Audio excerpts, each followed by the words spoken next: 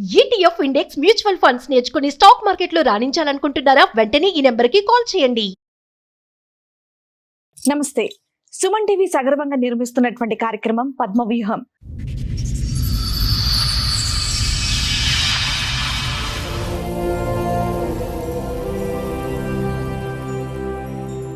నేను బీటెక్ చదువుకున్నాను, software ఇంజనీర్లో job చేస్తాను. హస్బెండ్ కూడా సాఫ్ట్వేర్ ఇంజనీర్. Arrange marriage. మా పక్క విలేజ్, తనది కూడా అరేంజ్ మ్యారేజ్. సో మ్యారేజ్ అయిపోయిన 1 month వరకు పర్వాలేదు. 1 month తర్వాత యాంగర్ మేనేజ్మెంట్ ఇష్యూస్ బాగా ఉండే. ఎప్పుడన్నా 5 minutes అట్లా లేట్ వెళ్ళినా ఏదైనా రోడ్ మధ్యలోనే వదిలేసి వెళ్ళిపోయేవాడు. మా మదర్ ఇంటి నుంచి వస్తుంటే చేంజ్ కావాలంటే మనీ ఇస్తే దాంతోనే ఇంటికి వెళ్ళిపోయాను ఇంకా నేను. సో అప్పటి నుంచి స్టార్ట్, ఏమైనా తీసుకురమ్మన్నా ఏదని చెప్పినా కూడా నైట్ అంతా ఎమోషనల్ హెరాస్మెంట్ మొత్తము.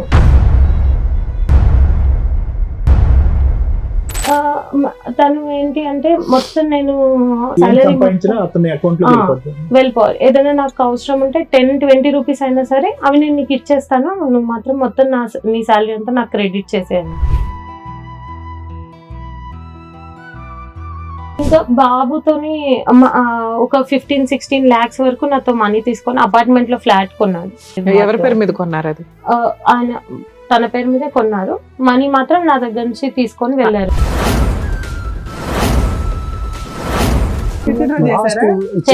అయితే ఏమైందంటే ఇది జరుగుతుందని చిన్న అమ్మాయికి మెసేజ్ పెట్టిండు, నేను పెళ్లి చేసుకుంటాను.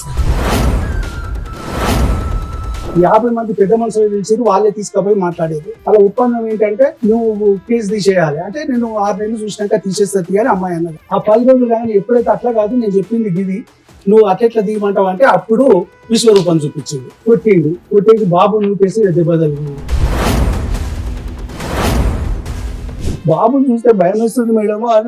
ఆ రోజు 2 సంవత్సరాల తర్వాత వస్తే మా డాడీ మా పరశురామ్ వచ్చిండు అని చుట్టుపక్కల అందరికి చెప్పిండు మేడం. డాడీ అంటాడు, పేరు పెట్టి పిలిస్తే బాగా అనిపిస్తుంది మేడం బాబు.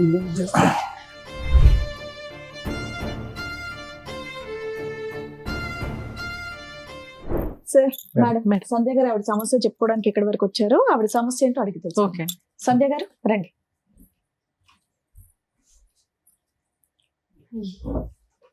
హలో అండి. నేను బీటెక్ చదువుకున్నాను. ఓకే. సాఫ్ట్వేర్ ఇంజనీర్ లో జాబ్ చేస్తాను. ఓకే. హస్బెండ్ కూడా software engineer. Okay. Arrange marriage. మా పక్కన విలేజ్.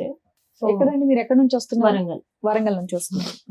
మా పక్క విలేజ్, తనది కూడా అరేంజ్ మ్యారేజ్. సో పెళ్ళైన 1 month వరకు ఫైన్, పర్వాలేదు, బాగానే ఉన్నారు. ఎంత కాలం అవుతుంది? 6 years. 6 years అవుతుంది. ఓకే. 5 years బాబు. ఓకే. మీ ఏజ్ ఎంత అప్పుడు? 30. 24 కి మ్యారేజ్ అయింది. 24. అతను బీటెక్ ఏనా? తను కూడా బీటెక్. ఇద్దరు హైదరాబాద్ లో వర్క్ చేశారు. ఇద్దరం హైదరాబాద్ లోనే వర్క్ చేస్తాం. చెప్పండి. Love marriage arrange marriage. So తను మా పక్క విలేజ్. మ్యారేజ్ అయిపోయిన 1 month వరకు పర్వాలేదు. 1 month తర్వాత యాంగర్ మేనేజ్మెంట్ ఇష్యూస్ బాగా ఉండే. ఎప్పుడన్నా 5 minutes అట్లా లేట్ వెళ్ళినా ఏదైనా రోడ్ మధ్యలోనే వదిలేసి వెళ్ళిపోయేవాడు. చాలా సార్లు మేము ముందు అత్తాపూర్ సైడ్ ఉండేవాళ్ళం, ఆఫీస్ కి దగ్గర అవుతుందని. ఇట్లా ఒకరోజు మా పేరెంట్స్ వాళ్ళ ఇంటికి వెళ్తే లేట్ అయిపోయింది. సో 5 minutes లేట్ అయినందుకు 7-8 ఆ టైంలో, అది కొంచెం ఏరియా కూడా నాకు అంతగా తెలీదు, రోడ్ మీదే నన్ను వదిలేసి ఆయన వెళ్ళిపోయారు. నేను మనీ అప్పుడు క్యాష్ క్యారీ చేసేదాన్ని కాదు. మా మదర్ ఇంటి నుంచి వస్తుంటే చేంజ్ కావాలంటే మనీ ఇస్తే దాంతోనే ఇంటికి వెళ్ళిపోయాను ఇంకా నేను. సో అప్పటి నుంచి స్టార్ట్, ఏమైనా తీసుకురమ్మన్నా ఏదని చెప్పినా కూడా నైట్ అంతా ఎమోషనల్ హెరాస్మెంట్ మొత్తము. రాగానే నన్ను కొత్తిమీర తెమ్మని పంపిస్తావా, అట్లాంటి అన్ని చిన్న వాటికి నైట్ అంతా గొడవ పెట్టేసి చాలా మొత్తం ఎమోషనల్ గా డ్రైన్ చేసేసి. ఇంట్లో ఎవరెవరు ఉంటారండి? నేను, హస్బెండ్. అప్పటికి మాత్రం ఇద్దరమే. 1 month అయింది అప్పటికి. ఎక్కడ ఉంటారు? వాళ్ళు ఊర్లో ఉండేవాళ్ళు. 2 months. You weren't working when you were married అమ్మా? అప్పుడు మీరు పని చేయట్లేదు? I was working. You working? మరి ఎందుకు ఫైనాన్షియల్ గా అతనికి ఏదో ఎక్కడ దింపేస్తే డబ్బుల గురించి అవన్నీ తను ఏంటి అంటే మొత్తం నేను ఏం నా ఏం సాలరీ సంపాదించినా అతని అకౌంట్ లో వెళ్ళిపోతుంది. వెళ్ళిపోవాలి. ఏదైనా నాకు అవసరం ఉంటే 10-20 రూపీస్ అయినా సరే అవి నేను నీకు ఇచ్చేస్తాను, నువ్వు మాత్రం మొత్తం నీ సాలరీ అంతా నాకు క్రెడిట్ చేసేయాలి టోటల్ కంట్రోల్. మొత్తం. అట్లా స్టార్టింగ్ లో అంతేమీ కంట్రోల్ చేయకపోతుండే ఫైనాన్షియల్ గా, మిగతావి ఎమోషనల్ గా ఇట్లానే డ్రైన్ చేస్తుండే. తర్వాత 2 months అప్పుడు మా అత్తయ్య వాళ్ళు వచ్చారు. వాళ్ళు అప్పటికి బాగానే ఉండింది కొంచెం. నేను వర్క్ మార్నింగే వెళ్ళిపోతే తను వర్క్ ఫ్రమ్ హోమ్ చేసేవాడు అప్పుడు కూడా. ఇట్లాగే కొన్ని రోజులకి మా ఇంటి ఓనర్ ఫుల్ గొడవ పెట్టేసుకున్నాను అనమాట. నేను అప్పుడు ఇంట్లో లేను. వచ్చాక నాకు జరిగింది తెలీదు, కానీ నేను డిఫెండ్ చేశాను తన్ని. డిఫెండ్ చేసి అక్కడి నుంచి తీసుకొని వేరే చోటికి షిఫ్ట్ అయిపోయాం మొత్తం. దేనికి సంబంధించి గొడవ ఏంది తెలుసా? స్టార్టింగ్ వచ్చేసి తనకి మేము షిఫ్ట్ అవ్వడం ఇష్టం లేదు. అది కాకుండా ఈయన ఏం చేశారో నాకు తెలీదు. ఎప్పుడైనా వాళ్ళతో ఏం మిస్బిహేవ్ చేశారో నాకు తెలియదు, కానీ ఆ మీనింగ్ లోనే కొంచెం ఆమె అబ్యూజివ్ గా మాట్లాడింది ఆయనతో. కానీ నాకు అంతా తెలియకపోయినా నేను ఒకదాన్నే ఉన్నాను అక్కడ సపోర్ట్, కానీ నేను డిఫెండ్ చేసి తీసుకొచ్చేసాను ఇంటికి. తర్వాత ఆయన 1 month అట్లా పూణే వెళ్ళిపోయాడు. నేను మా ఇంట్లోనే ఉండేదాన్ని. మా ఎప్పుడు జరిగిందండి ఇది? 2019 May. సో నేను ఇంటికి వచ్చేసాక 1 month ఆయన వెళ్ళిపోయారు. నేనే హౌస్ సర్చ్ అవన్నీ చేసి ఆయన వచ్చే వరకు అన్ని అరేంజ్ చేసి పెట్టుకుని ఉన్నాను. తర్వాత కూడా ఆయన వచ్చేసాక కూడా మళ్ళీ ఏమైనా ఇంట్లోకి వండుకోవడానికి గిన్నెల దగ్గర నుంచి కూడా ఏమైనా అడిగితే మీ అమ్మ వాళ్ళు తెస్తారు అవన్నీ. నాకు అప్పటికి మీ శాలరీ ఎంత, ఆయన శాలరీ ఎంత? నా శాలరీ అప్పుడు 38,000 వచ్చేది, తనకు 43 వచ్చేది. ఏమైనా కొన్నా కూడా మీ శాలరీ మీరు ఏం చేసేవారు? 25,000 అట్లా ఇద్దరికి. మ్యారేజ్ అయిన 1 month కి 25,000 ఇద్దరం సేవింగ్స్ కి వేసుకునేవాళ్ళం. మిగతావి మా దగ్గర ఉండేవి, అవి కూడా ఇంట్లో ఖర్చులకి వాటికి అయిపోయేది.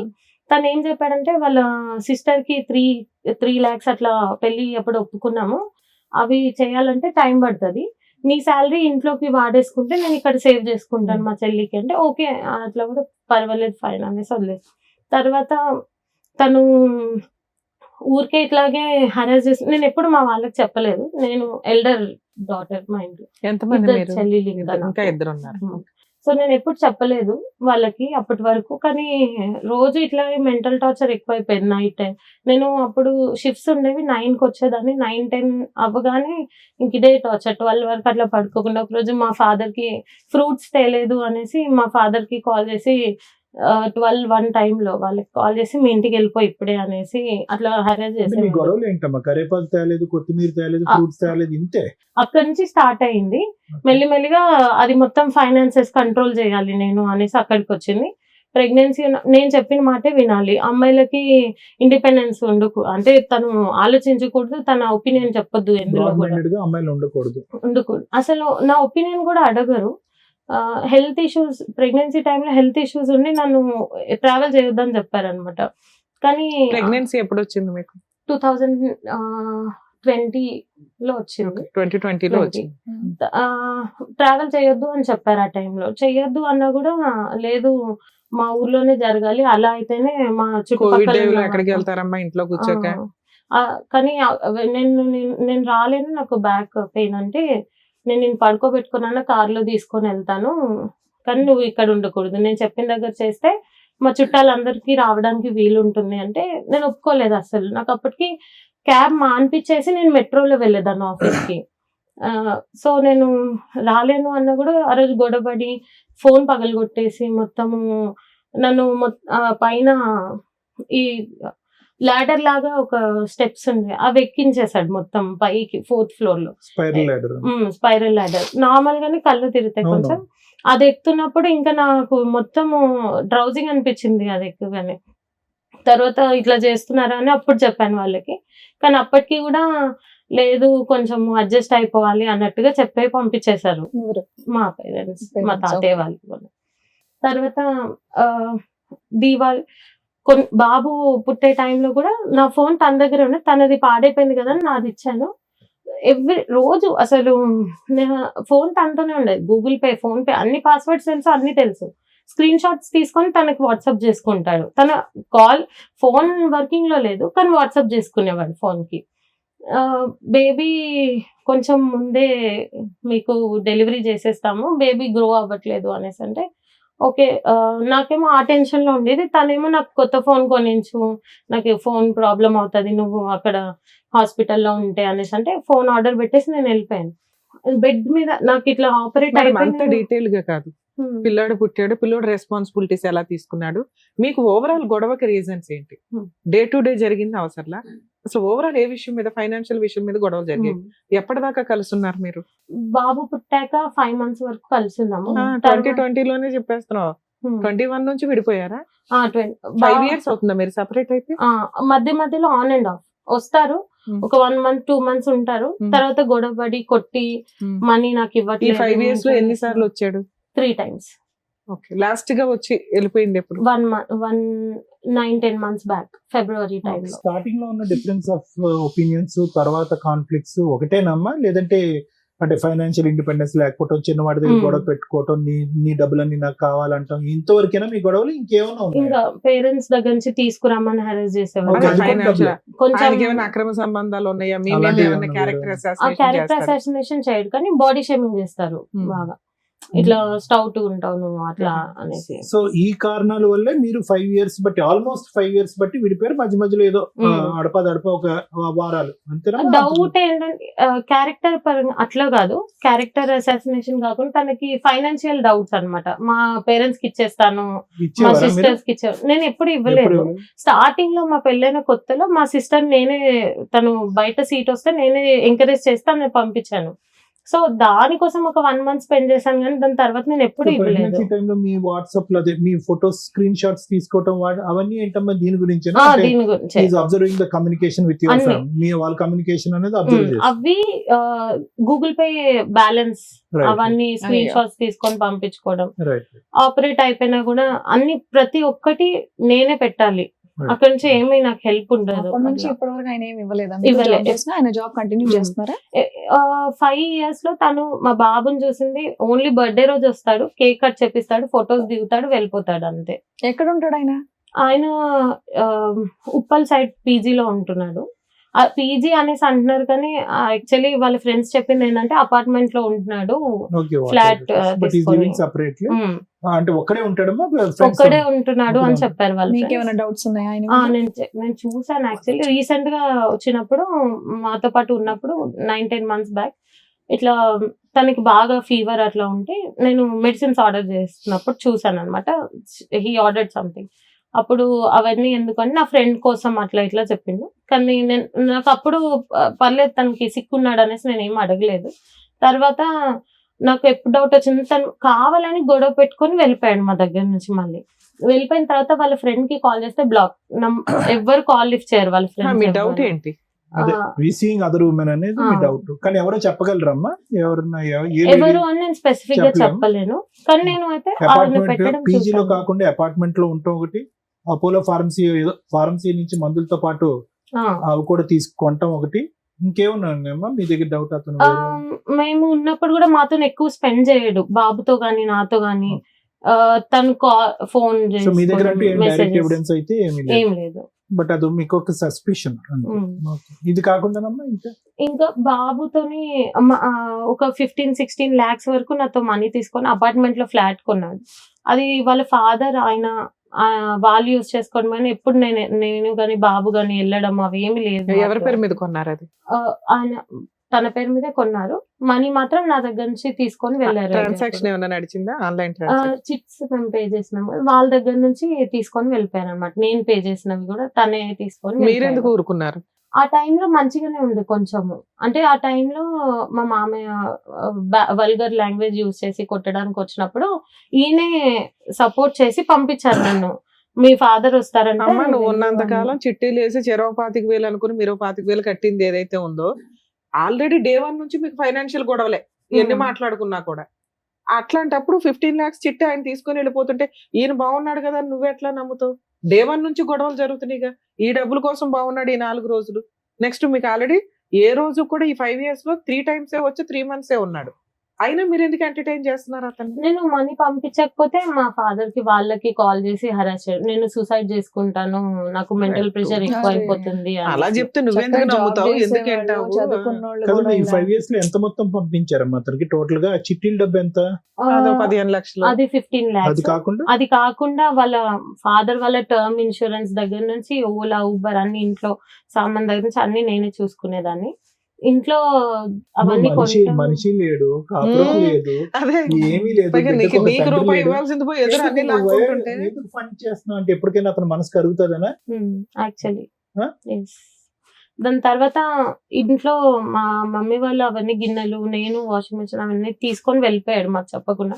మమ్మల్ని కొట్టి మా ఇంటికి పంపించేశాడు, అవన్నీ తీసుకొని వెళ్ళిపోయాడు. అప్పుడు బాబు చిన్న బాబు, నాకు తెలీదు ఆయన షిఫ్ట్ చేసింది కూడా నాకు తెలీదు. ఊరికి తీసుకొని వెళ్ళిపోయాడు అన్ని మొత్తము. నేను మా ఇంట్లో హౌస్ హోల్డ్ హెల్ప్ నాకు కాల్ చేసి తను వెళ్ళిపోయాడు, మనీ కూడా ఇవ్వలేదు ఏమి అంటే, నేను తనకి మా వాళ్ళు నువ్వెందుకు లాస్ అవుతాను తనకి ఇచ్చి కాల్ చేస్తే ఎవరు లిఫ్ట్ చేయరు, కాల్ ఎవరు లిఫ్ట్ చేయరు ఇంకా అక్కడ నుంచి. ఇప్పటికి కూడా అవన్నీ మా అమ్మ వాళ్ళు పెట్టినాయి, అందులో మా ఫాదర్ కష్టం అదంతా. అంటే మీరు కాదు. గెలుపు 3 లక్షలు నువ్వు పెట్టిన డబ్బా అంతకంటే ఎక్కువ ఉంది. ఎక్కువ తింగరదానిలాగా చాలా ఉన్నావు. చిన్న పెద్ద చిన్న విషయాలు contribution. మాట్లాడుతున్నారు. మేజర్ ఇష్యూ మీ జీవితంలో ఉన్న సగం సంపాదన అటు వెళ్ళిపోయింది కదా. అయినా నువ్వు 3 times ఎందుకు ఎంటర్టైన్ చేసావంటే మారతాడండి అంటే ఫ్యామిలీ కొంచెం నిలబెట్టుకోవడానికి ఆవిడ ఏదో కష్టపడింది కానీ ఆయన మారట్లేదు మీ అంతేనా? 2 sisters పెళ్లిళ్ళు అయినాయి. ఒక చెల్లిదండి. ఇంకా రెస్పాన్సిబిలిటీస్ ముగ్గురేనా మగపిల్లలు లేరా? లేదు. అప్పుడు రెస్పాన్సిబిలిటీస్ మీకు కూడా ఉంటాయి. కాదని అడిగింది ఎవరు? నార్మల్గా ఇప్పుడు Father నేను వస్తారు. ఇవ్వకపోతేనే ఊర్లో అంతా మా పక్క Madam, ఊరే father కదా ని పిలిచేసి. ప్రచారం మొత్తము ఆ, తను వాళ్ళ ఈ ఫ్యామిలీకి ఇస్తారు. సరే అట్లయినా ఓకే, మా ఫాదర్ కే కదా ఇస్తున్నా అన్నది వదిలేస్తే, నేను ఎక్కడికి వెళ్ళినా బయటికి వెళ్ళినా కూడా ఊరు వెళ్ళినప్పుడు కూడా వాళ్ళందరూ వచ్చి నువ్వు మీ ఫాదర్ కే ఇస్తావంట కదా, అమ్మాయి సాలరీ మీద బ్రతుకుతున్నాడు మీ ఫాదర్ అని బతుకుతారమ్మా, అది హక్కు చేయడం. కదా. ఇక్కడ ఆల్రెడీ మిమ్మల్ని చదివించింది ఎందుకంటే బాధ్యతలు తీసుకోవడానికి. అట్లా అని కాకుండా ఇప్పుడు మీతో పాటు మీ ఫాదర్ వచ్చారు కదా, మాట్లాడతారా? పిలుద్దాం ఒకసారి. సార్ రండి. నమస్కారం అండి. కూర్చోండి. మనకు ముందు చెప్పాలి కదా ఫాదర్ మా. అయ్యో, సార్ పెద్దవారు అయ్యో సార్ Please, ఉండండి, సార్ please, ఉండండి, please. మాట్లాడదు మాట్లాడదు. రండి, కూర్చోండి సార్. అయ్యో మీ పేరేంటి గురుగారు? నాకు శ్రీనివాస్ సార్. కూర్చోండి. ఎందుకంటే సార్ మీరు బతుకమ్మల జీవితాలు బాగుపరుస్తారు మేడం. Thank you sir. అందరి జీవితాలు మెరుగుపరుస్తారు. జనజీవన సవంతిలో కలిసేటందుకు మీరు దారి చూపిస్తారు, న్యాయ సహాయం చేస్తారు. మా బిడ్డది లక్ష్మి, సరస్వతి, పార్వతి గారు ముగ్గురిని అన్నాం మేడం. ఇంకా ఆడపిల్లలు ఉంటే కూడా నాకు హ్యాపీగా స్వీకరిస్తాను. అంతే తప్పితే నేను వాళ్ళ భారం అనుకోని అందరు నన్ను ఆడపిల్లల అని ఆశ్చర్యపోయి, నాకు భయం ఏం లేదు సార్. మంచిగా అనిపిస్తారు తర్వాత. కానీ ఇంత కానీ కొంచెం లాంగ్వేజ్ కొంచెం గలీజ్ కావద్దని చెప్పేది. నీకే పుట్టిండు నా మన్మడని 3 సార్లు నాకు ఆడు దరిద్రుడు. పనికిరాని నీచు. ఎదవలేండి, నీకు ఆడి ఇష్టం. మాటలకి ఏం లేండి. మీరు గుండె కూర్చోండి. రాక బతుకమ్మ ఆడి సార్. బతుకమ్మలను ఇంట్లోకి వస్తేనేమో బొమ్మలాగా చూస్తున్నారు, దేవుళ్ళు అమ్మలాగా చూస్తున్నారు. ఏందో దరిద్రం అర్థమైతే లేదు మేడం. మీలాంటి వాళ్ళు మాత్రమే, ఒక రమ్య మేడం గారు, ఒక సార్, ఒక శ్రీవాణి మేడం గారు, ఇలాంటి వాళ్ళు మాత్రమే ఈ సంఘాన్ని బాగు చేయగలరు. దయచేసి గుర్తు పెట్టుకోండి మేడం. ఆడపిల్లల జీవితం మీకు ఎప్పటి నుంచో నేను అభిమానిని, మీకు నేను ఎప్పటి నుంచో చూస్తున్నాను. సార్ ప్లీజ్ కూర్చోండి. కూర్చోండి శ్రీనివాస్. ఎన్నో కుక్కలు మరుగుతూ ఉంటాయి సార్. కుక్క ఎందుకు మరుగుతున్నావు మనం అడగం కదా. ఆడపిల్ల ఆమె రూపాయి కాంచి ఆమె పెట్టాలి. రూపాయి నువ్వు చెప్తున్నావు, తర్వాత చూసుకుందాం పెట్టు. మొత్తం దాదాపు 15-16 లక్షలు సార్. కాపురం చేయనప్పుడు ఇప్పుడు కాసులు ఎందుకు సార్? ఇంత దారుణం అంటే దారుణం. కేసు ఉంటే కూడా మేము 498 వేస్తే 498 అన్ని పాలత కేసులు అంటారు. మేము చెప్తే వాళ్ళు కేసు కట్టారుగా మేడం. మేడం ఆడ కౌన్సిలర్ మేడం గారు ఉన్నారు, ఏదో పెద్ద షాటిస్టోడ్ ఉన్నాడమ్మా, వాడు రాకముందు నువ్వు వెళ్ళి తొందరగా కేసు కట్టేయి నేను చెప్పిన సిగ్నేచర్. ఎప్పుడు వేసారు సార్ 498? ఎంతకాలం అయింది? 4 సంవత్సరాలు 23 లో వేసావు. మరి 25 లో ఎందుకు రానిచ్చావు? ఇది కాకుండా పెద్దవాళ్ళు మాట్లాడి పర్లేదు నువ్వు ఒక 6 months చూడు తీసే కేసు అనేసి అన్నారు. 1 month తర్వాత ఏది నేను కేసు తీయను. పెట్టినా చేశారా? చేయలేదు మేడం. అయితే ఏమైందంటే ఇది జరుగుతుండగానే చిన్న అమ్మాయికి మెసేజ్లు పెట్టిండు, నేను పెళ్లి చేసుకుంటాను. మమ్మల్ని బెదిరియే ఆయనకి ఎన్నో వేషాలు వేసాడు. ఆ చిన్న అమ్మాయికి పెట్టిన మెసేజ్ ఎమ్మడే పోయి వీళ్ళు ముగ్గురు ఏడుస్తారు. మా అమ్మకు ఖాళీ ఇరితే నేను పోయి హాస్పిటల్ ఉన్నా, వీళ్ళు ఏడుస్తుంటే ఏందమ్మా అంటే ఇట్లా మెసేజ్లు పెట్టండి, ఏం చెప్పాలి అర్థమవుతుంది అంటే అప్పుడు కంప్లైంట్ ఇచ్చి వచ్చిన. ఎంత ధైర్యం అండి వీడికి. అది కాకుండా మొన్న అందరు చెప్తే 4 నెలల 5 నెలల క్రితం మాట్లాడి తోలితే ఏది దొడ్డిదారిన లోక్ అదాలత్లా తీసేయాలి కేసు అని ఒత్తిడి తెచ్చింది. ఒత్తిడి వేస్తే ఈ అమ్మాయి అనేది నన్ను రమ్మలేదు 50 మంది పెద్ద మనుషులు పిలిచిరు, వాళ్ళే తీసుకుపోయి మాట్లాడారు, దూరం తీసుకపోయి. అలా ఒప్పందం ఏంటంటే నువ్వు కేసు తీసేయాలి అంటే నేను 6 నెలలు చూసినాక తీసేస్తుంది అని అమ్మాయి అన్నది. వచ్చినాక ఎక్కలేని ప్రేమలతో పోసిందంట 10 రోజులు. ఆ 10 రోజులు కానీ ఎప్పుడైతే అట్లా కాదు నేను చెప్పింది గిది, నువ్వు అట్లెట్లా తీయమంటావు అంటే అప్పుడు విశ్వరూపం చూపించిండు, కొట్టిండు, కొట్టేసి బాబు నూకేసి దెబ్బ తగిలింది. అప్పటిదాకా ముందో వెనకో దగ్గరికి పోయేది అలా డాడీ దగ్గర. బాబుని చూస్తే భయం వేస్తుంది మేడం. ఆ రోజు 2 సంవత్సరాల తర్వాత వస్తే మా డాడీ మా పరశురామ్ వచ్చిండు అని చుట్టుపక్కల అందరికి చెప్పిండు మేడం. డాడీ అంటాడు, పేరు పెట్టి పిలుస్తే బాగా అనిపిస్తుంది మేడం బాబుని. అందు గురించి అంటే బాబు ఉన్నాడు కదా, కలిసి ఉండాలి. తర్వాత ఇంకో 2 ఉన్నారు. ఇది చదవచ్చా సార్? వీడు మీ రెండో అమ్మాయికి పెట్టిన మెసేజ్ చదవచ్చా ఇక్కడ? చదవండి సార్ దయచేసి. ఇది ఏం రాశాడంటే చూడండి, ఇది కొన్ని అర్ధరాత్రి మెసేజ్ కూడా కాదు, ఇది సాయంత్రం 6:30కి మెసేజ్. శ్రావణి నీకు ఒకటి చెప్పాలి శ్రావణి, ఇప్పటికి లేట్ అయ్యింది అంటే అమ్మాయి పాపం చెప్పండి అని అంది. I wanted to propose you in a best moment if I could have seen you before marriage. అంటే పెళ్లికి ముందు నువ్వు కనిపించుంటే నేను నీకే ప్రపోజ్ చేసి ఉండేవాడు. నాకు ఆ అవకాశం మిస్ అయిపోయా. నువ్వు ఎలా రిసీవ్ చేసుకుంటావో నాకు అర్థం కాలేదు. ఇదిగో నా నా నా మనసులోంచి చెప్పేటటువంటి మాట, నువ్వు నా బెటర్ హాఫ్ కింద ఉంటావా for the rest of my life.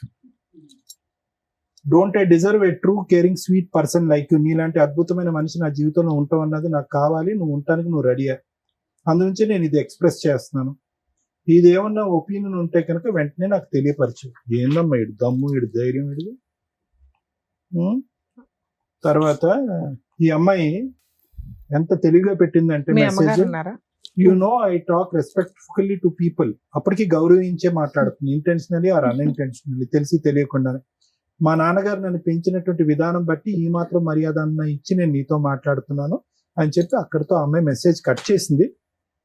అయినా కానీ వాడు పెడుతూనే పోయాడు సార్. అవును సార్, పెడుతూనే పోయాడు. ఎందుకు ఇది 1-2 పగల కొట్టకుండాని, నడ్డి ఎరగొట్టకుండా ఎందుకు ఊరుకున్నారు? అమ్మాయికి మ్యారేజ్ అయింది కదండి, లాస్ట్ వన్ మేడం. ఈ అమ్మాయి లాస్ట్ మేడం, సెకండ్ వన్ కి అయిపోయింది. అయితే ఈ మధ్య ఎప్పుడైనా మాట్లాడుతుంటే ఏం జరుగుతుందో పోతుంటే ఎంత దూరం అయినా పోదాం నాన్న, ఎంత అయినా ఖర్చు పెడతా అంటాడు. మొన్న ఒకసారి పెద్ద మనుషులు మాట్లాడితే లేదు, అప్పుడు కూడా ఇంకా కరోనా టైంలో ఇంకా 20 రోజులు ఇది ఉంటాము, మా ఊరికి తీసుకుపోయింది మేడం. ఇది ఉంటే ఏంది నష్టమేముందయ్యా, పంపి ఆంచి హైదరాబాద్కి వస్తారు కానీ అక్కడ హైదరాబాద్ లో బతికేటోళ్ళని ఊరు ఉందామని తీసుకుపోయింది. ఒక 20 రోజులు ఏముంటే వచ్చేద్దామని తీసుకుపోయి అక్కడ హరాస్మెంట్, నువ్వు ఫోన్ మాట్లాడు, ఒక ఉగ్రవాది కంటే ఎక్కువ నీగా ఎక్కడ మాట్లాడినావు, ఏం మాట్లాడినావు, ఎందుకు మాట్లాడినావు? మీ అమ్మాయి ఇందులో ఏ ఒక్క పాయింట్ అన్న చెప్పిందా ఎంతసేపు కూర్చొని? రేపొద్దుట కోర్టులో ఎట్లా చెప్తుంది? అదే మీరు ప్రతి పాయింట్ పర్ఫెక్ట్ గా రీచ్ అయ్యేలాగా చెప్తున్నారు. మేము ఎందా నుంచి మొత్తుకునేది ఇది ఒకటేనా అంటుంటే ఒక్క ఫైనాన్షియల్ ఇష్యూ తప్ప అంత చదువుకొని అంత ఏటీఎం కార్డు లాగా మొత్తం ఇచ్చిపడేసి ఏమి క్రూయాలిటీ, ఏం బాధపడిందని చెప్పండి. సిస్టర్ మీద ఒక అబ్యూజ్, ఒక రకంగా అది ఒక డబ్బు ఏం తీసుకోను అని ఆ కండిషన్ మీద పంపిస్తాను. డబ్బు అడగ, అవసరం ఉంటే ఏదన్నా డెవలప్ చేస్తే తీసుకోండి, ఒకరు వాడుకోండి, అంతే తప్పితే ఇదంటే సరే అట్లా అని పెద్ద మనుషులు కూడా ఇట్లా ఎట్లా చేస్తారు అంటే మేడం వాళ్ళకి తోచింది చేస్తారు. వాళ్ళు మీ తరపున పెద్ద మనుషులు ఎంతమంది, వాళ్ళ తరపున పెద్ద మనుషులు ఎంతమంది? పోయినప్పుడు 4-5 మాకు పెద్ద మనుషులు లేరు, మా వాళ్ళేమో కావాల్సిన పొద్దుగా ఏమంటారు పెద్ద మనుషులు? ఏది కన్క్లూజన్ రాదు, ఏది అడగరు. నువ్వు దీనికి పనిష్మెంట్ రా బాబు, ఇది ఇట్లుంటది ఇక కలిసిపోవాలి. ఏమన్నా నేను అట్లెట్లయితే ఇది విలన్, తండ్రి విలన్, మంచోడు కాదు, వాళ్ళని కలవనిస్తలేడు. అయ్యా నేను అంటలేను కాదండి. ఇక్కడ ఇది ఒకటే కాదు, అమ్మాయికి రాసింది ఒకటే కాదు, అతని బాధలన్నీ కూడా కొంతవరకు శ్రావణికి చెప్పుకున్నాడు. మీరు ఆఖరి అమ్మాయితో చెప్పుకున్నాడు. ఏంటంటే కనుక నా కొడుకు అంటే నాకు పంచ ప్రాణాలు, నా కొడుకుని చూడటానికి నాకు ఒక అవకాశం ఇవ్వండి, వాడిని చూడలేకుండా నేను బతకలేకపోతున్నాను, అది ఇది అని చెప్పి అతని వాదన అంతా వినిపించాడు. కానీ ఎందుకు ఆ అమ్మాయికి చెప్పేవాడు? అందులో ఈ అమ్మాయి కూడా అంది, ఇదేంద్ర బాబు నేను అందరికంటే చిన్నపిల్లని నాకు చెప్తున్నావు ఏంటి గొడవ అంతా కూడా, పెద్దవాళ్ళతో వచ్చి కూర్చొని మాట్లాడొచ్చు కదా అంటే కనుక నేను చెప్పేటటువంటి మాట అట్లీస్ట్ ఈ మెసేజ్ల రూపాన నువ్వు తప్ప ఎవరు ఆలకించట్లేదు, వినట్లేదు, అర్థం చేసుకోవట్లేదు, నా గోడు ఎవరు అర్థం చేసుకోవట్లేదు కాబట్టి నీకు చెప్తాను. ఓకే, ఒక మెసేజ్ బాగాలేదు, ఈ మెసేజ్ నేను ఏదైతే చదివానో అది అభ్యంతరకరమైనటువంటి మెసేజ్. కానీ అక్కడ కూడా ఏమన్నాడంటే దీన్ని క్షమించొద్దులేండి కానీ చెప్తున్నాను, if you do not have any opinion please ignore it. అటువంటి నా మాట అభ్యంతరకరంగా అనిపించి నేను మాట్లాడేటటువంటిది చెత్తా చెదారం అంటే కనుక ఇది ఇక్కడితో ఆపేసే అని అన్నాడు. ఆ తర్వాత ఆ అమ్మాయి కూడా మాట్లాడుతుంది. తర్వాత మాట్లాడిన సంభాషణ అంతా కూడా మా అక్కిలా ఉంది, మా అక్కిలా అనుకుంటుంది, నువ్వేమనుకుంటున్నావు అని చెప్పి ఆ అమ్మాయి తనకు వయసు మించినటువంటి బాధ్యత తీసుకుని మధ్యవర్తిత్వం చేయడానికి ప్రయత్నం చేసింది అందులో. కానీ ఇందులో చాలా ఇంపార్టెంట్ పాయింట్ ఒకటి ఉందమ్మా, ఎవరు కూర్చోట్లేదు, ఎవరు నా గోడు వినట్లేదు, ఎవరు నా మాట వినట్లేదు, నువ్వు తప్ప ఎవరు వినట్లేదు శ్రావణి అని అంటుంది. ఆ అమ్మాయి ఏమొచ్చి నేను ఒక పెద్ద అన్నయ్యలా నేను ట్రీట్ చేస్తున్నాను కాబట్టి నువ్వు నాకు ఎందుకు మీరందరూ కూర్చుని ఎందుకు మాట్లాడుకోలేదు, ఎందుకు ఇంత ఇలాంటి అంశాల మీద పెళ్లి పెటాకులు అయిపోవటం ఏంటి నాకు అర్థం కావట్లేదు. సార్ అవన్నీ అతను చెప్పిన ఒత్తి మాట్లాడతారు. అంటే ఆయన ఎప్పుడు కొడుకుని చూడడానికి అవాయిడ్ ఎప్పుడు చేయలేదు మేడం, కొడుకుని చూడడానికి అవాయిడ్ ఎప్పుడు చేయలేదు. ఎప్పుడైనా వస్తుడు చూసుడు కనీసం మంచినీళ్ళు ఇచ్చినా కూడా కోర్టులో ఏం కేసులు పెండింగ్ ఉన్నాయి సార్? 498 వేసినాము. సో ఇది 354D. ఈ అమ్మాయి చిన్న అమ్మాయి అదే ఓకే అదే వేశారు. డొమెస్టిక్ వైలెన్స్ కేసు వేశారు, అది నడుస్తుందా? ఇంటీరియర్ మెయింటెనెన్స్ వేశారా? ఎందుకని అది వేసి ఎంతకాలం అయింది? డివిసి వేసి 2 years, 2023 సేమ్. సరే నేను చెప్తాను.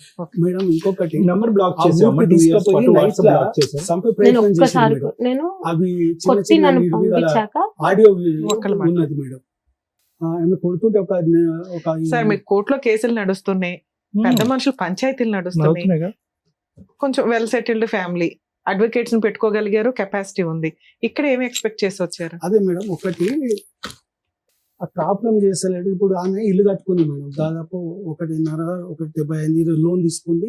నేను కొంత ఇచ్చేసాను. ఎవరు మీ అమ్మాయి సొంతగా ఒక ఇల్లు కట్టుకుంది? ఎప్పుడు ఎంతకాలం అయింది కొని? ఒక 1 year ఓకే. అతను విడిపోయినాక లాస్ట్ గా తర్వాత కొన్నావా? గృహప్రవేశం ఒకదాని చేసావా? మీ ఆయన వచ్చాడు? నేను ఒకదాన్ని, మమ్మీ జస్ట్ పూజ చేసినాం. అంతే. అయితే దాదాపు ఆమెకి ఇచ్చినవి, ఆమె సంపాదించినవి వేరే వేరే కాకుండా ఒక 20 లక్షల దాకా అప్పయింది మేడం. కనీసం అవన్నీ అంటే ఇటు ఇటు పెడుతుంది. కొంచెం అవన్నా సరే, కేసు ఎట్లా నడిస్తే అట్లా, దేవుడు ఎట్లా చేస్తారో ఇలాంటి న్యాయం చేస్తారు. కనీసం అవన్నీ ఇస్తేనన్నా ఆమె అప్పులు కట్టుకుంటుంది. సరే వచ్చి కాపురం చేసుకొని నిమ్మలంగా ఆయన రూపాయి పెట్టొద్దు అమ్మాయి సార్. ఇప్పుడు 11 అవుతుంది. ఈ టైంలో ఫోన్ చేయడం కూడా పర్లేదు కరెక్ట్ కాదు. యాక్చువల్ గా కొంచెం ముందు అయితే నిజంగా మీ అల్లుడు ఫోన్ చేసి మాట్లాడి మా వంతు ప్రయత్నం నేను చేశాను. నేను చెప్పేది చెప్పుకుంటున్నా మేడం. అయితే కనీసం ఆయన ఏ కేసులు అక్కర్లేదు, మీ దగ్గర వచ్చి మీరు మంచిగా సార్ కౌన్సిలింగ్ చేస్తే ఏ కేసు అక్కర్లేదు, కాపురం చేస్తే ఓకేనా? ఓకే మేడం, కానీ మంచిగా ఉండాలి. ఈ అరాజ్ కాదండి, ఒపీనియన్ కదా ఇంపార్టెంట్. చెప్తున్నానా? మీరు చెప్పండి. ఆయన వచ్చినా కూడా 1 month maximum 1 month. Okay, what ever has happened in the past is past. ఇక్కడ నుంచి యు వాంటింగ్ ఒక కౌన్సిలింగ్ చేసి మిమ్మల్ని ఇద్దరిని కలిపి భార్య భర్తలుగా ఒక కొడుకు ఈ వాతావరణాన్ని నువ్వు ఊహించుకోగలుగుతున్నావా? ఆ నమ్మకం మీకుందా? అది కావాలని కోరుకుంటున్నావా లేదా? కావాలా వద్దా? ఎన్వైరన్మెంట్ అసలు ఆయన క్రియేట్ చేయడు. ఒక హోమ్లీ. నీకు నమ్మకం ఉందా లేదా అని అడుగుతున్నాను నాన్న. లేదు. నాన్నగారు ఏమంటున్నారంటే మీరు మేడం మీరందరూ కౌన్సిలింగ్ చేసేసుకుని అతను బ్రెయిన్ మార్చేసి కూర్చోపెట్టి కలిపండి అని అంటున్నారు. నీకు నమ్మకం లేకుండా ఆ ప్రయత్నం చేయడం కూడా వేస్ట్. మొత్తం హాస్టల్ ఎన్వైరన్మెంట్ ఉంది. హాస్టల్ ఎన్వైరన్మెంట్ లో నీకు ఏం రిస్క్ ఉందని అనుకుంటున్నావు? నీకు ప్రాణభయం ఉందా? ఉంది, నాకుంది, బాబుకి కూడా. అసలు బాబుని వీడియో కాల్ చేసి చూస్తాను. 4 years అవుతుంది. ఒక్కసారి నేను బ్లాక్ కొట్టి నన్ను పంపించాక నువ్వు ఎందుకు కొడతాడమ్మా? సారీ, మనీ ఇవ్వకపోతే నేను మనిషి ఏమన్నా తాగడు. తన దగ్గర ఉండాలి అంతే. అతనేమన్నా మీ మీద కేసులు వేసాడా? నేను చేసినవన్నీ ఫాల్స్ కేసు.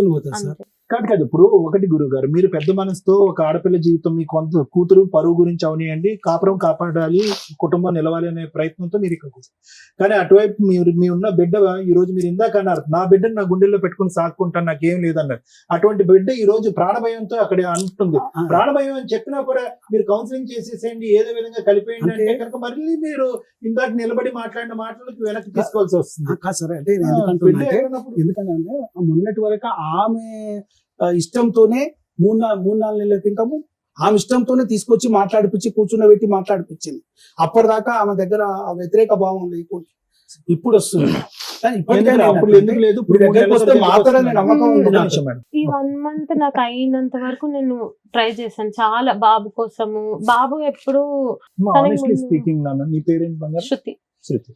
ఆనెస్ట్లీ స్పీకింగ్ ఒక మాట చెప్పాను, అసలు ఇక్కడ ఏ పద్ధతిలో అయితే ట్రై చేయాలో ఆ పద్ధతులు జరగలేదు. అసలు ఇది విడిపోకూడనటువంటి కాపురం. నిజంగా నా మనసులో మాట నేను చెప్తాను, ఇది there is no okay financial freedom లేదు, కొడతాడు, ఇవన్నీ కూడా ఇంకా ప్రతిదీ ఇలా విడగొట్టుకుని తుంచుకుంటూ పోతే అంటే ఇక్కడ కూడా ఒక మార్గం ఉంది. ఏంటంటే మ్యారిటల్ థెరపీ అంటారు, మ్యారేజ్ కౌన్సిలింగ్ అంటారు. బ్యూటిఫుల్ ప్రోగ్రామ్ అది. I asked him.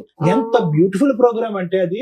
అందులో యాంగర్ మేనేజ్మెంట్ జరిగిపోతుంది, overlapping of intersection, both personalities intercheck చేస్తాము, ఏమైనా అలవాట్లు ఉంటే మాన్పిస్తాము, ఆలోచన శైలి పెంపొందిస్తాం. ఒక బ్యూటిఫుల్ ప్రోగ్రామ్. అది చేయకుండా అంటే ఈ రోజు గట్టిగా కూర్చుని మాట్లాడుకుంటే 6 సంవత్సరాల పాటు మీ పెళ్లి అయ్యింది. నేను మాట్లాడేస్తాను, సార్ నేను కొద్దిగా 2 నిమిషాలు వినండి సార్. 6 సంవత్సరాల పాటు మీరు మ్యారేజ్ అయ్యింది. 6 సంవత్సరాల పాటులో గట్టిగా మాట్లాడుకుంటే ఒక్క బలమైన కారణం చెప్పండి డాక్టర్ గారు అంటే కనుక ఆర్థిక లావాదేవీ తప్ప ఏమీ లేదు ఇక్కడ. నాకు డబ్బులు కావాలి, నా డబ్బులు నా అకౌంట్ లో ఉండాలి, నేను కంట్రోల్ చేయాలి అనేటువంటిది. ఇది ముమ్మాటికి నేరమే. అది వాళ్ళు వంశపారంపర్యంగా వస్తుందా, వాళ్ళ ఇంట్లో ఆ కుటుంబంలో ఆనవాయితీయా, ఒక ఆడపిల్లను ఒంటరిగా ఎదగనివరా, పెద్దగా ఆలోచించనివరా, ఆర్థిక స్వేచ్ఛనివరా, తన కాళ్ళ మీద నిలబడినవరా అనేది ఆ అబ్బాయి ఆలోచన ఎందుకు అలా వచ్చింది అనేది నాకు అర్థం కావట్లేదు ఇప్పటికీ కూడా. సరే, ఆ ఆలోచనని కూడా మ్యారేజ్ కౌన్సిలింగ్ ద్వారా మార్చచ్చు. మ్యారిటల్ థెరపీ అంటారు. అది ఎక్కడ జరిగింది? ఇక్కడ ఏం జరగలేదు. అతను ఏమొచ్చి ఇది కావాలి అనేవాడు. అదేదో మిరపకాయలు, పచ్చిమిరకాయలు, ఆకుకూరల కాడి నుంచి మొదలు పెట్టి నీ డబ్బులు నాకు కావాలి, నా ఇది కావాలని అన్నా, అలాగే నువ్వు ప్రొవైడ్ చేయడం కూడా కొనసాగింది. ఎక్కడో చోట భిన్నమైనటువంటి ప్రయత్నం చేయాలేమో. ఎందుకు ఆ శ్రావణి ఇప్పుడు మీ చెల్లితో మాట్లాడుకునేటటువంటి సాధక బాధకాలు ఎందుకు మీ అందరితో ఎందుకు మాట్లాడలేదు? ఓకే, మీరు అవకాశం ఇవ్వలేదని అనుకుందాం. సరే, అతను అన్నదే ఇందులో అన్ని పచ్చి అబద్ధాలు అని అంటున్నాడు. ఓకే, అబద్ధాలే. కానీ అతని మనసులో కూడా ఎక్కడో ఇక్కడ కలవాలి అనే తపన కనిపిస్తుంది. ఇక్కడ కొద్దో గొప్ప బ్లాక్ చేస్తున్నాను, నువ్వేమొచ్చి బ్లాక్ చేయట్లేదు అన్నాడు. భగవంతుడు తెలియాలి, నువ్వు బ్లాక్ చేసావా, బ్లాక్ చేయలేదా, పిల్లల్ని చూపెట్టలేదా అనేది భగవంతుడు తెలియదు. ఇంకా నేనేమంటున్నానంటే ఇక్కడ ఈ వేదిక మీద డీల్ చేసేటటువంటి అతిపెద్ద సమస్యల్లో, అతిపెద్దది అక్కర్లేదు, మీడియోకర్ సమస్యల్లో తాగుడు, తిరుగుడు, వ్యసనం, ఇలాంటివి అంశాలు ప్రధానంగా చూస్తాం. నేను కొట్టడం అనేది వాస్తవమే. కొట్టడం అంటే కనుక అది కూడా నేరమే, అది కూడా తప్పే అని అంటున్నాం.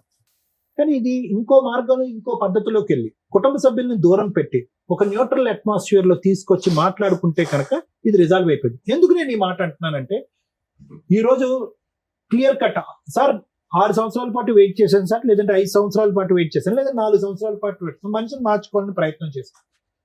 కానీ ఈ 3 సంవత్సరాల్లో కేసులు వేస్తూనే ఉన్నాం, మనిషిని కూడా ఎంటర్టైన్ చేస్తూనే ఉన్నాం. ముమ్మాటికి ఇప్పుడు మీ నాన్నగారు అన్నటువంటి మాట 3 నెలల క్రితం ఇదే పాట మా అమ్మాయి పాడలేదండి, అప్పటికైతే మాత్రం భర్తను కావాలి, కాపురం కావాలని కోరుకుంది. మళ్ళీ 3 నెలల తర్వాత మనం మాట్లాడి ఇదే వేదిక మీద మళ్ళీ నిన్ను ఇక్కడ కూర్చోపెట్టి, లేదంటే నా క్లినిక్ లో వచ్చంటే ఒకసారి ట్రై చేద్దాం సార్ అని అంటాం. అంటే నీ మనసు అంత వేవరీగా ఉంది, నీ మనసు ఇప్పటికి కూడా కుదుటుగా లేదు, వేవరీగా ఉంది. ఒక పక్క నుంచి ఏమో వచ్చి ఆ జ్ఞాపకాలు బట్టి ఇదేందో సెక్యూరిటీ రీజన్స్ గురించి మాట్లాడేస్తున్నారు మీరు. చాలా పెద్ద పదం అది. ఈరోజు నాకు ప్రాణభయం ఉంది, నా కొడుకు ప్రాణభయం ఉంది.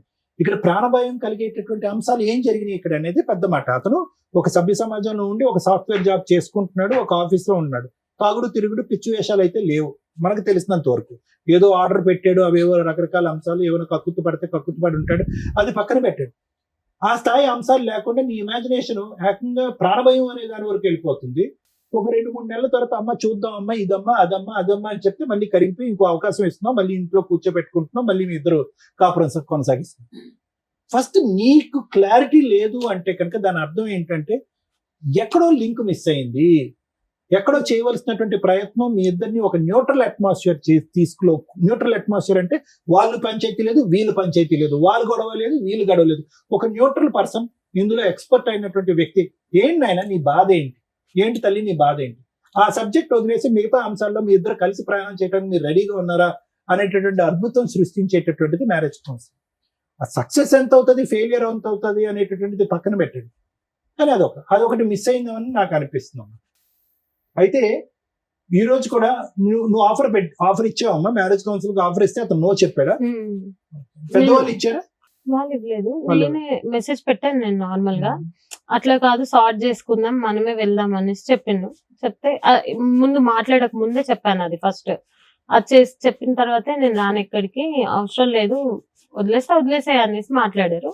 తర్వాత నేను ఇల్లు తీసుకున్నాక బాబు ఇల్లు అయిపోయింది, బాబు కూడా ఒక్కడున్నాడని అప్పుడు నేను వాళ్ళని అప్రోచ్ అయ్యి ఇట్లానే వదిలేస్తే ఇట్లాగే అయిపోతుంది, మీరు వచ్చి మాట్లాడండి, అని వాళ్ళకి చెప్పాను, వాళ్ళ పెద్దవాళ్ళకి మా వాళ్ళని కూడా తీసుకొని వెళ్ళాను, మాట్లాడించాను, ఇంటికి వచ్చాడు. దాని తర్వాత 1 month నుంచి ఇదే ఫస్ట్ కేసు తీసుకోమంటే లోక్ అదాలత్ లో అది నేను కనుక్కున్నాను. వాళ్ళు చెప్పారు లోక్ అదాలత్ లో తీసుకుంటే మళ్ళీ నీకు వేయడానికి ఉండదు, మళ్ళీ ఆయన సేమ్ బౌన్స్ బ్యాక్ అయితే నీకు ఏమి ఇది ఉండదు అంటే, సరే నేను ఇప్పటికైతే నేను చెప్పాను. అప్పటికి నేను వాళ్ళ ముందు కూడా చెప్పాను, నేను అన్ని తెలుసుకున్నాను, నాకు అంతా తెలీదు, తెలుసుకున్నాక అప్పుడు తీసేస్తాను అనేసి మాట్లాడాను.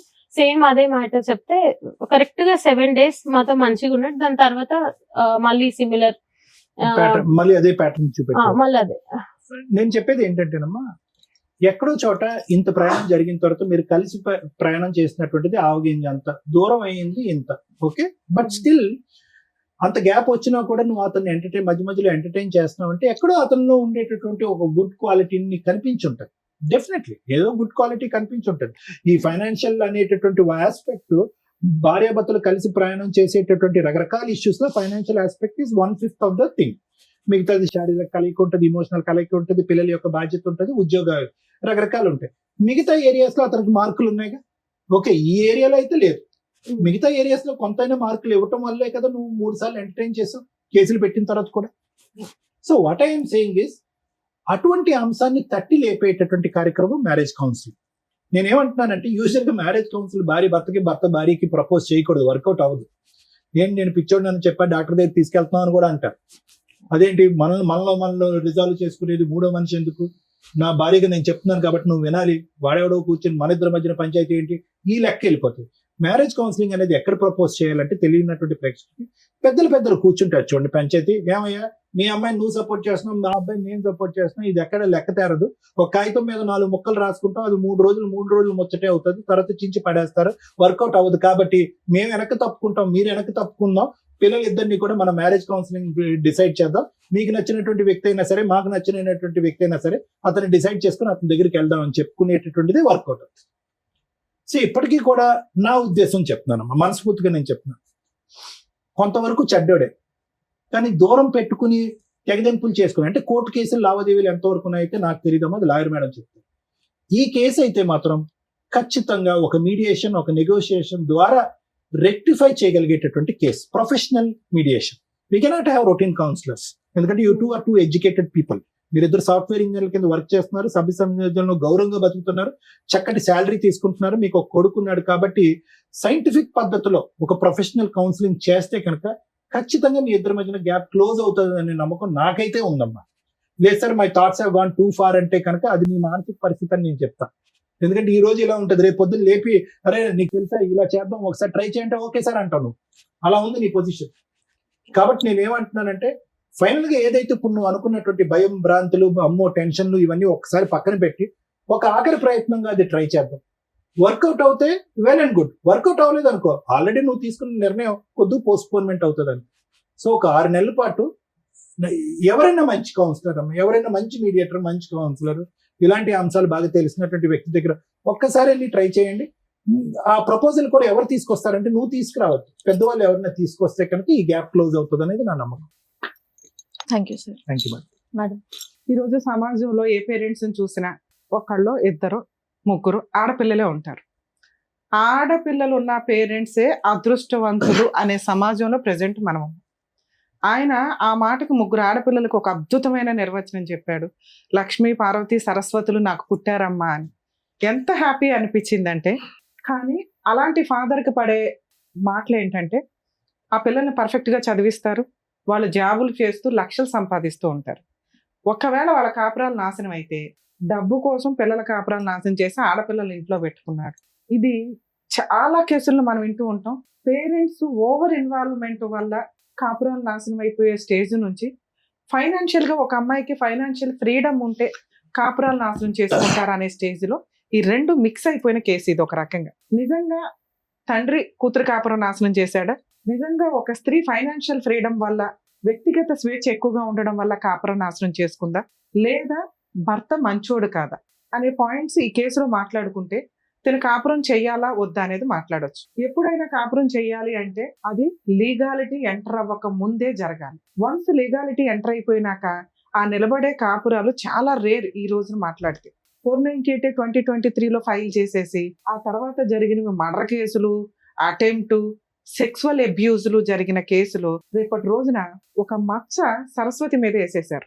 ఆ పిల్లకి ఇంకా పెళ్లి కావాలి. వీళ్ళు చేసిన పని ఆ పిల్ల జీవితకాలం ఆ ఎఫ్ఐఆర్ తోటి ఆయన చేసిన పనికిమాలిన మెసేజ్కి దాన్ని పాపులర్ చేసుకోవడం వల్ల ఆ పిల్ల మీద మచ్చ పడుతుంది. రేపొద్దుట ఎవరన్నా పెళ్లి చేసుకుంటే ఈ తొక్కుల కేసు కనిపిస్తుంది. మీకు అర్థం అయ్యిందా?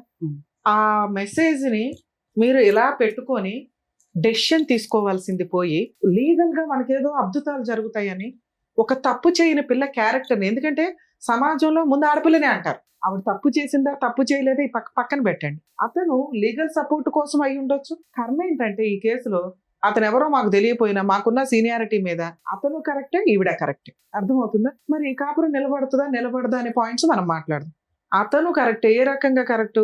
పిల్లాడిని తాపత్రయపడిపోతున్నట్టు, నాకు అసలు వీళ్ళు ఛాన్సే ఇవ్వట్లేదు, సో ఫైనాన్షియల్ గా మేమిద్దరం ఒకటే కాబట్టి నేనే లీడరు, ఎందుకంటే మా ఆవిడ సంపాదన అంతా వాళ్ళ నాన్న తినేస్తున్నాడు, వాళ్ళ అమ్మ నాన్న తినేస్తున్నారని. అమ్మాయి జాబ్ చేస్తుంటే మ్యారేజ్ టైంలోనే ముందుగా మాట్లాడుకోండి మీ అమ్మాయి శాలరీ ఏం చేస్తారు అని. ఆ టాపిక్ రాలేదు మేడం, మేము మాట్లాడలేదంటే కాపురాలు నాశనం అయిపోతాయి. 50,000 సాఫ్ట్వేర్ లేకపోతే ఏదైనా ప్రొఫెషన్ లోనో ఉంటే అమ్మ మా అమ్మాయికి శాలరీ ఇదిగోండి, పెళ్లికి ఎంత అప్పు అవుతుంది, మాకింత రెస్పాన్సిబిలిటీ. కూతుర్లు ఇళ్లే, బాధ్యతలు ఇళ్లే తీసుకోవాలి కదా.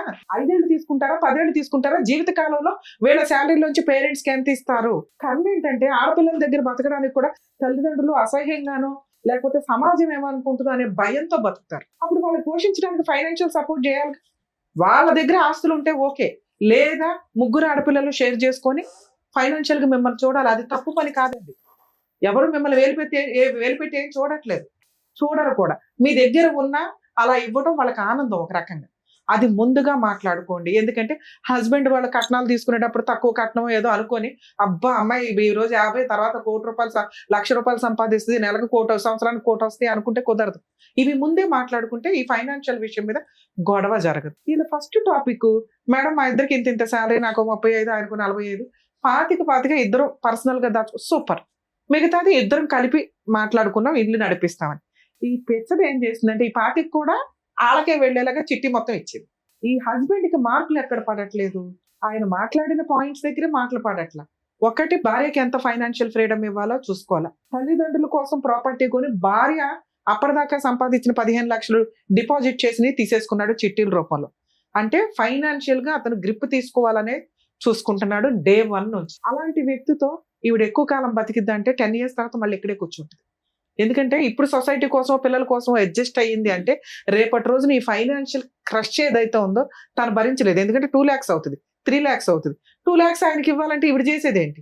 ఇప్పుడు ఆయన చేస్తున్నది ఏంటి? ఇంట్లో ఆవిడ ఎదురుగా ఒక రూమ్మేట్ లాగా అన్ని షేర్ చేసుకుంటున్నప్పుడు తను నేనేం చేయగలను అనేది ఉంటుంది. తనకి రూమ్మేట్ గా ఎంత చేయాలో చేసి మిగతాది వాడుకుంటే తన పర్సనల్ ఫ్రీడమ్ అనేది ఫైనాన్షియల్ ఫ్రీడమ్ ఉండాలి. అది అక్కడ మిస్ అయింది. 2, ఒక అల్లుడు రేపటి రోజున ఇంట్లో పెద్దల్లుడుగా కూర్చొని బాధ్యత తీసుకోవాలంటే ఆయన తండ్రి పాత్ర తీసుకోవాలి. ఆడపడుచు మరదలకి పెళ్లి చేయాలంటే మరదలు మా ఆవిడ కంటే నువ్వే బాగా అండర్స్టాండ్ చేసుకుంటున్నావు, మా మామగారు మీ నాన్న నా భార్య అసలు నన్ను అండర్స్టాండే చేసుకోవట్లేదని చిన్నపిల్లకి చెప్పడం ఏమిటి? ఆ పిల్ల జీవితకాలంలో బావ దగ్గర నాన్న అని కూర్చోగలదా? బాధ్యత తీసుకోగలదా? అది డ్యామేజ్ అయిపోయింది. ఆయన ఏ ముఖం పెట్టుకొని మీ ఇంట్లో భోంచేస్తాడు మీకు 3వ కూతురు ఉండగా? మిమ్మల్ని కొన్ని మాటలు మేము కేసుల్లో వింటూ ఉంటామండి, దిగజారి మాట్లాడుకుంటారు.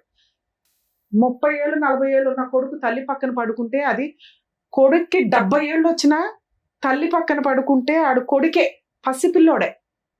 అలాగే అదే ఆడపిల్లల్ని పడుకోవద్దు తండ్రి దగ్గర అంటాం, ఎందుకంటే సేఫ్. వాళ్ళకి అన్కాన్షియస్ లో ఎలా ఉంటుంది, తాగుళ్ళు ఎలా ఉంటారని. అది సేఫే తప్ప తండ్రికి కూడా ఆ నీచమైన బుద్ధి ఉండదు. ఎక్కడో కర్మకాలి 1-6 దరిద్రులు ఉంటారు తప్ప. కోడళ్ళు మాటలు నోరు జారేటప్పుడు ఇలాంటి నీచమైన మాటలు మాట్లాడతారు. వెళ్ళి మీ అమ్మతో పడుకో అని కేసులు రాస్తారు. వాళ్ళ అమ్మ దగ్గర పడుకుంటాడండి అంటే, పడుకోవడం అంటే మీ దృష్టిలో ఏంటి? మీ జీవితంలో చేసే పెద్ద పాపం. అలాంటి నీచమైన డైలాగ్ ఇక్కడ ఇంకోటి నడిచింది. పిల్లాడిని కానీ మీ నాన్నతో కన్నావంటే అడు మనిషేనా? అసలు పిల్లాడి జీవితంలో మచ్చపడిపోయింది. దాన్ని వీళ్ళు పాపులర్ చేసుకుంటారు, లీగల్ గా వాడుకుంటారు. చేయకూడదన్న జ్ఞానం వీళ్ళకుండదు. ఒక ఆడపిల్ల జీవితాన్ని తీసుకెళ్లి మూడో పిల్లది తీసుకెళ్లి లీగల్ గా బయట పెట్టకూడదని వీళ్ళకి తెలియదు. ఎందుకంటే న్యాయ పోరాటం ఎక్కడో ఒకటి నిజం చూపించాలి అని. ఈ రకంగా ఒక పసి పిల్లోడి మీద మచ్చపడింది చెయ్యని తప్పుకి, ఒక మూడో కూతురి మీద మచ్చపడింది, దానికి అసలు తెలియని కూడా తెలియదు. ఇంత నీచమైన సమాజంలో మనం ఉన్నాం. ఈ రెండిట్లోనే పాతాళంలోకి వెళ్ళిపోయాడు ఆ తండ్రి, ఆ అల్లుడు. ఏ ముఖం పెట్టుకుని ఆ ఇంట్లో కొడుకు ముందో, మామగారి ముందో, మరదల ముందో కూర్చొని బాధ్యత తీసుకోగలడు, భోజనం చేయగలడు. కలపాలా ఇలాంటి కేసుని? ఫైనాన్షియల్ గా తేడా ఉంటే ఓకే. ఆల్రెడీ ఇవిడ ఫ్రీజ్ అయిపోయి ఉంది. 5 years మ్యారిటల్ రిలేషన్ లో ఏ రోజు కూడా మీ అల్లుడు నాకు భార్య కావాలని కేసులు ఫైల్ చేయలే. ఈవిడ సమాజానికి భయపడో, పిల్లలకు భయపడో, ఓకే మారతాడనో 3 సార్లు ఛాన్స్ ఇచ్చింది తప్ప. అంత మెసేజ్లు పెట్టిన అల్లుడు 2023లో కేసు ఫైల్ చేస్తే కనీసం నాకు విజిటేషన్ రైట్స్ ఇవ్వండి అని కేసు ఫైల్ చేయలే. అర్థం అవుతుందా? పిల్లాడిని చూసే రైట్స్ మీ అల్లుడికి లీగల్ గా ఉన్నాయి. పిల్ల మీద మెసేజ్లు పెట్టుకుంటూ కూర్చోవడం ఏంటి? మీ అమ్మాయిని ఎంటర్టైనే చేయకూడదు. మీ అమ్మాయికి తెలియదు, ఇది వీళ్ళ కుటుంబం. ఆ పిల్లని ఈ ఉచ్చులోకి లాగి చాలా తప్పు చేశారు. ఆ పిల్లకి మెసేజ్ వచ్చిన రోజే పోలీస్ స్టేషన్ కంప్లైంట్ ఇవ్వాలా, దాన్ని ఈవిడ కేసుల్లో వాడుకోవచ్చు. స్పెషల్ కేసు వేసి ఆ పిల్ల క్యారెక్టర్ రోడ్డు మీద పెట్టారు చెయ్యని తప్పుకి. లోక్ అదాలత్లో కేసులు ఫైల్ చేసినాక లోక్ అదాలత్లో మేడం మీకు డౌట్, లోక్ అదాలత్లో పెడితే కేసు మళ్ళీ వేయడానికి ఉండదని, అది అబద్ధం అండి. లోక్ అదాలత్లో కేసు ఫైల్ చేసి మీరు రిప్రజెంటేషన్ ఇస్తే అది క్లోజ్ చేయడానికి 3 months అబ్జర్వేషన్ పీరియడ్ ఉంటుంది.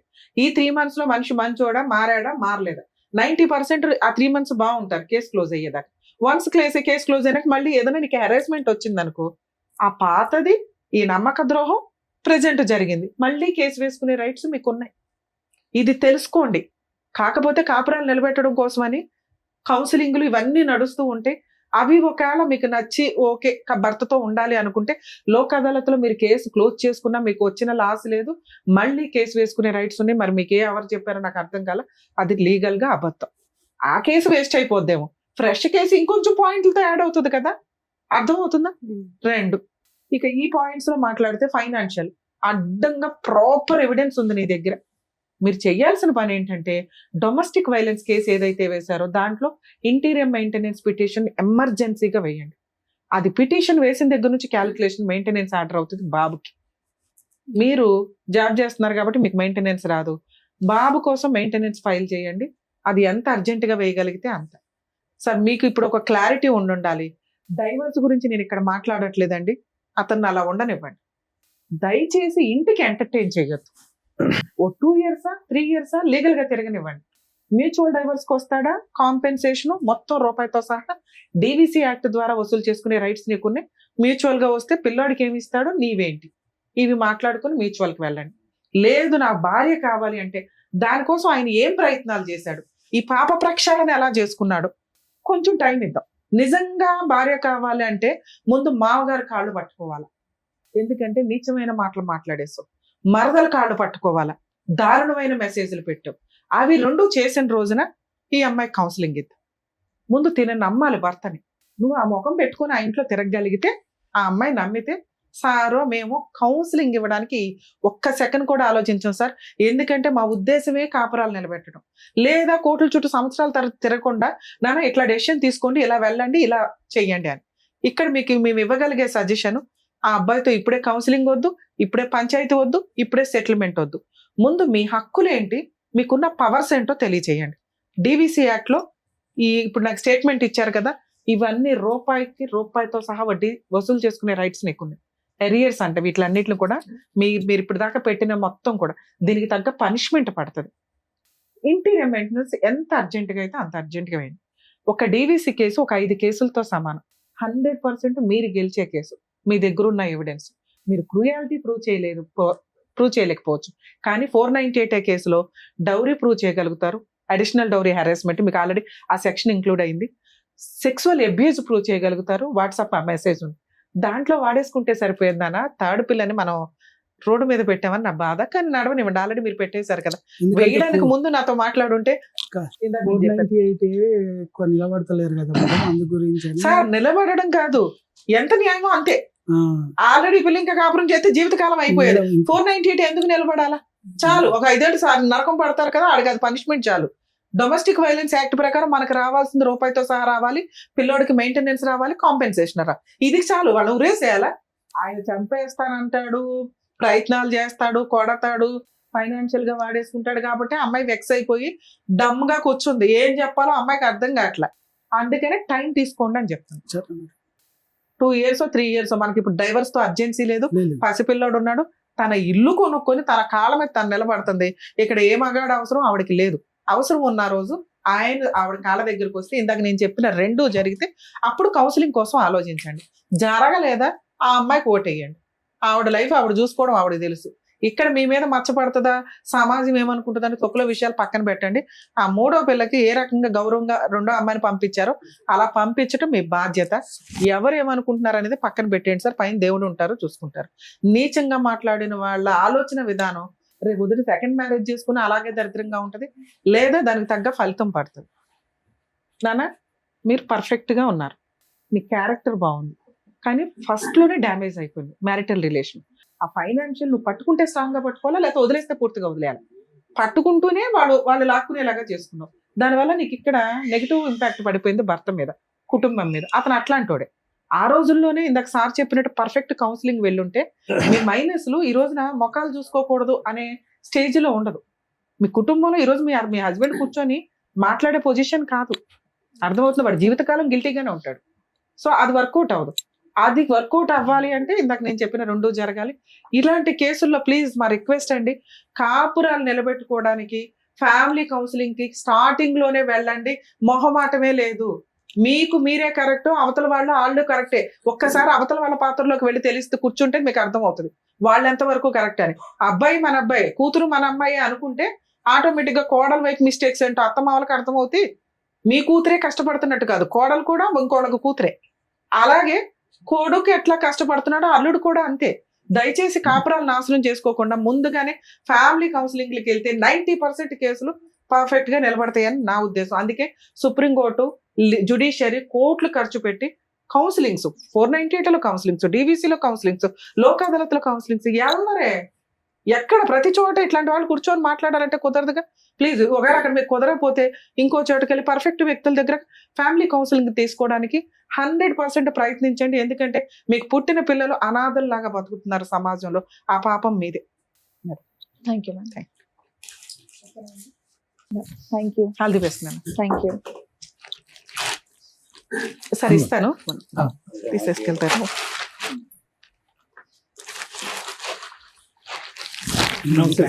థ్యాంక్ యూ అండి. Thank you so much. Thank you so much sir. Thank you so much madam. మరో కథతో మళ్ళీ కలుద్దాం.